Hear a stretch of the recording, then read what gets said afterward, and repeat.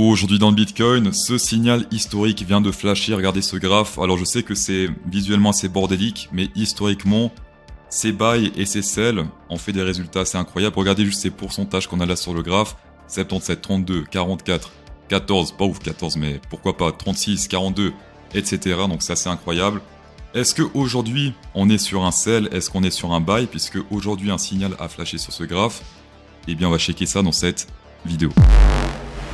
On va directement commencer par le semaine-ly, et là ce qui s'est passé la semaine passée, c'est pas anodin. Depuis 2021, on a cette résistance qui s'est formée, donc les market makers ils se sont dit ok, ici on vend, grosse zone de vente, ici grosse zone de vente, ici le petit fake out pour faire croire à tout le monde qu'on ira 10 fois plus haut, puisqu'on a pété ce top là, et puis hop, en fait on n'est pas allé 10 fois plus haut. Résistance sur beaucoup de semaines, 1, 2, 3, 4, 5, 10 000 semaines à la baisse, et là qu'est-ce qu'on a fait? On a enfin breakout ça à la hausse la semaine passée, ce qui est plutôt et même très positif. Qu'est-ce que tout ça signifie? Eh bien ça signifie que cette ex-résistance ici va devenir un gros support, et pour l'instant il est autour des 27 599, donc 27 600 $. Si on reteste ce niveau, beaucoup de force acheteuse, puisque beaucoup de gens ont poussé ici à la hausse pour péter ça à la hausse. Alors attention, ce graphe est en logarithmique. Si vous désactivez logarithmique, ça ressemble à ça, et c'est moins incroyable. Logarithmique, c'est pour tout ce qui est du long terme, c'est recommandé pour tout ce qui est long terme, weekly, monthly, décennenly, centenairely, etc. Également, chose intéressante sur le volume, regardez à droite, on est dans une sorte de pic de volume, et si on prolonge ça, ça part logique, vu qu'on est dans un range. Et ça signifie que si on breakout ça à la hausse, eh bien, si on reteste ce niveau, beaucoup de force acheteuse, beaucoup de gens vont être intéressés par acheter. La chose positive, regardez ici cette zone de volume qui est gigantesque. Eh bien, si on prolonge ça, regardez, on a pété ce truc à la baisse. Là, c'était très compliqué dans cette zone, ici, de monter en fait, parce que simplement, on avait énormément de bastons dans cette zone, et soudainement, les bulls se sont réveillés, ils se sont dit non, c'est bon, je vends plus en fait. Et même les holders, ils se disent c'est bon, je vends plus. Et maintenant, on est dans ce deuxième étage, et si on pète ça à la hausse, étage suivant. Prochain étage, ici, on a un petit pic autour des 40 000, 37 000, 40 000, donc c'est assez élevé. Hop, prochain étage ici, ça on peut le virer. Ça ici on vire. Et ensuite on a un nouveau pic autour des 46 000.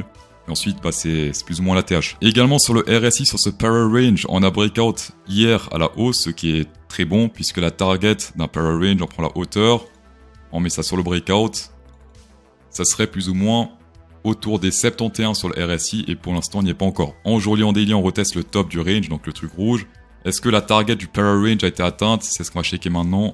Voilà, on va mettre ça sur le breakout. Pas encore, d'accord, la target c'est plus ou moins ici autour des 31 578 $. Et également chose positive en joli, regardez ça, toute cette zone là. Breakout à la hausse, et on peut très bien le voir ici, on a pété à la hausse, rejet à la baisse, mais dès qu'on a retesté ce niveau, force haussière. Et c'est exactement de ça que je parlais sur le graphe semaine-ly. Donc si on reteste ces zones de volume, on a beaucoup plus de chances de se faire rejeter à la hausse qu'à la baisse. L'open interest, l'open intérêt, le truc qu'on observe depuis des mois et des mois sur la chaîne CryptoSauce. Donc là on a vraiment tous les open interest combinés, Binance, Bybit, OKEx, Deribit, et on peut voir le market cap de tous ces open interest. Binance c'est toujours le plus grand.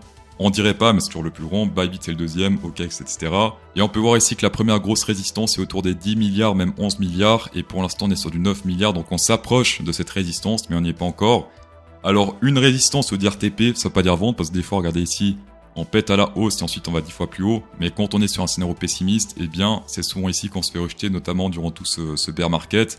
Une fois, 2 fois, 3 fois, 4 fois, 5 fois, 10 000 fois. Donc si on transforme cette résistance en support, ça peut être un excellent déclencheur de bull market. Et CryptoSauce pèse ses mots. On va passer sur ce signal historique qui vient de flasher. On est sur le Bitcoin Stablecoin Supply Ratio et on a des signaux buy, enfin buy comme vous voulez, et des signaux sell. Buy c'est plutôt simple, c'est quand on pète le range du bas, et sell c'est quand on pète le range du haut. Quand stablecoin est bas, c'est plutôt des zones d'achat. Quand stablecoin est élevé, beaucoup de supply, c'est là quand il y a beaucoup de demande. Beaucoup de monde veut dire beaucoup d'intérêt. Est-ce qu'il faut acheter quand il y a beaucoup d'intérêt? Personnellement c'est pas mon cas, moi j'achète quand l'intérêt est bas. On va regarder les signaux buy. Ici on a pété à la baisse, on a fait un 77% à la hausse, même beaucoup plus parce que là c'était le bull market. Ici signal buy, on a fait un plus 28% à la hausse. Signal buy, on a fait un 36%. Signal buy, ici, le prochain, c'était 44%. Buy signal, on a fait un 42%. Buy signal, on a fait un 58%. Et ici, signal buy, on a fait un 11%, mais on a fait beaucoup plus, puisqu'après, ça monte beaucoup plus. Les signaux buy sur le Stablecoin Supply Ratio, ultra pratique, donc c'est un truc à suivre. Les signaux sell maintenant, regardez bien. Ici, on était sur un sell, 13%, c'est pas ouf. Ici, on était sur un sell, ça continue à monter. Ici, on était sur un sell, il fonctionnait très bien puisque après on s'est pété la gueule de 32%. Ici, sur l'ATH, on n'avait pas de sell, sur l'ex ATH. Prochain sell, c'est ici. Ici, avant le crash FTX, on a eu un autre sell. Alors personnellement, pour moi, c'est le crash FTX qui a fait crasher tout ça et non pas tous les indicateurs qu'on peut combiner ensemble. Ici, on était également sur un signal sell, il n'a pas du tout fonctionné, on a fait beaucoup plus haut par la suite.